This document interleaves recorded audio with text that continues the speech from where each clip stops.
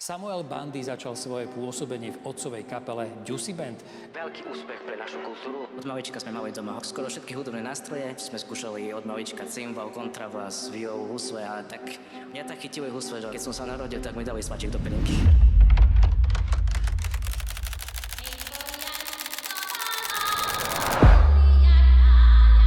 Volám sa Samuel Bandy.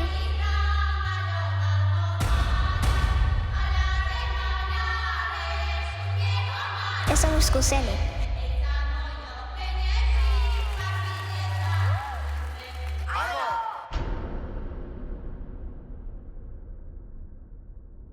Volám sa Samuel Bandy a som najmladší primáš na Slovensku.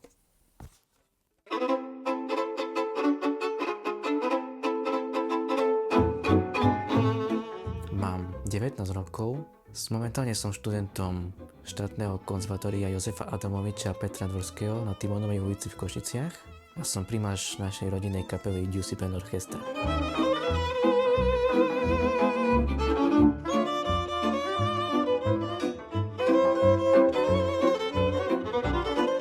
Volám sa Julius Bandy, keďže som zakladateľ kapely Juicy Band, to je rodinná kapela, čo aj hrajú synovia v kapele.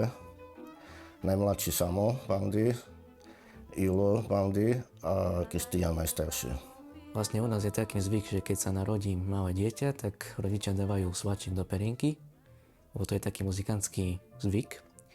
No vlastne ten môj prvý moment bol tak, že otec mi kúpil malé husličky a stále mi ich dával do ruky a vlastne už keď som mal tie 3 roky, tak som sa učil prvé pesničky na úsviach, také základné detské. No a tak do dneska už som ostal s tými úsviami.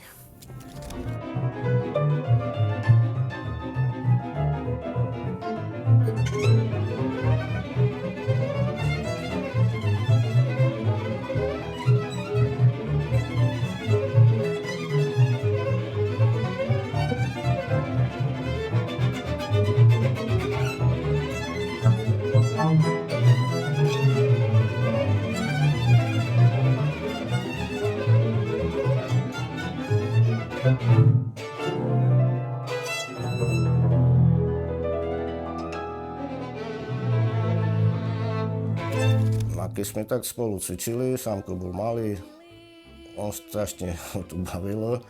On bral husličky, sa postavil pred cymbal a on bol stále popredí, už ako chcel on primašovať.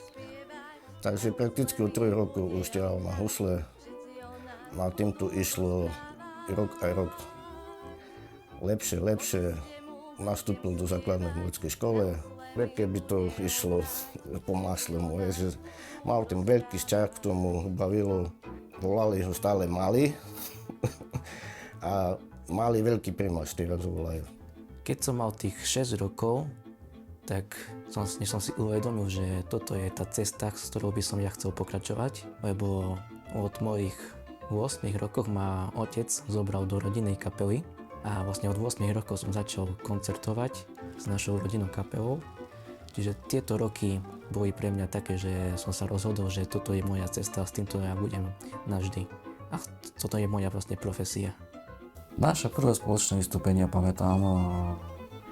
Sanko bol malý chlapček ešte a my sme s ďalším bratom, Juliusom, sme ho doprevádzali ešte dokonca v detskom folklórnom súbore Fialečka, kde vlastne to bolo na základnej škole. Vlastne ja som končil a vlastne v tom čase už aj Samko vlastne vtedy bol ako prváčik na tej základnej škole, takže vtedy sme ho takto doprevádzali, viedli ho k tomu, pamätám si toto také milé obdobie. Najväčší úspech pre mňa bol, keď som išiel na medzinárodnú súťaž do Dolného Kubína, na súťaž Talents for Europe.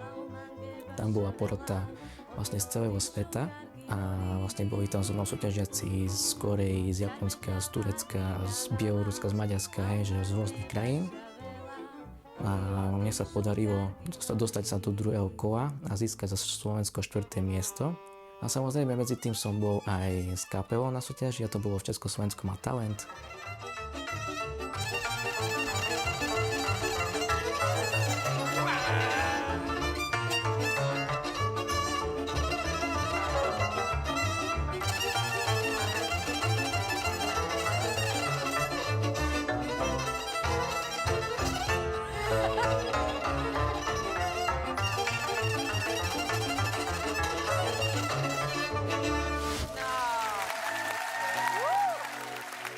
neuveriteľné. s barátom, super. Občím, čibiri, opa, úplne si nás zabil. To sa hovorí, že Krása. keď vieš, tak vieš. A keď nevieš, tak len čubíš. Je to pravda, si skúsený, ako si hovoril, Áno. si skúsený. Pravdu máš, barátom, skúsený si. A tam vlastne sme postupili do ďalšieho kola, že to bol tiež taký pekný zážitok. Ďalej máme ako novinku, že pokostili sme naše tretie CD-čko, ktoré sa volá Juicy Band Orchestra rómske tradičné piesne. Pokrstili sme to CD-čko tu v Prešove a je dostupné CD-čko aj na sociálnych sieťach, platformách a tak ďalej. Rodina pre mňa znamená všetko, lebo samozrejme dali mi ten dar, že môžem hrať na úsviach a môžem byť od malička v kapele, čo samozrejme nie každý má takú možnosť, lebo sú veľa talentov, ale nemá ich kto zobrať do kapely, čiže ďakujem rodine, že ma takto priviedla k hudbe a že môžem od malička byť vlastne a primašovať našej rodinnej kapely. Na Sámka som asi najviac hrdý na tom, že to zatiaľ dotiahol najďalej z nás troch. Má ten najväčší talent. Asi to, že vlastne že dosť populárny známy ako primáš kapely a celkovo, že mu to ide veľmi dobre. V začiatku som vedel, že má talent. Keď som s ním išiel na skúšky ako do základnej umeleckej školy a keď tam to dávali, hej, že skúšali, či má rytmus, či má sluch, či má toto, tak on predbehol to učiteľa, čo mu ukazoval, aký rytmus vybuchať a tak, takže on prebehol jeho a on mu dával jemu tie príznaky, akože ten rytmus. Takže sme tak od maľučka badali, že on, ten chlapec, má v sebe niečo zvláštne. Hrať spolu s otcom v kapele je to také trošku pre mňa, že vlastne je to tak, že ja keď som syn, tak musím počúvať rodičov. Ale v kapele je to inak, lebo tým, že som primáš, tak otec a bratia musia počúvať mňa.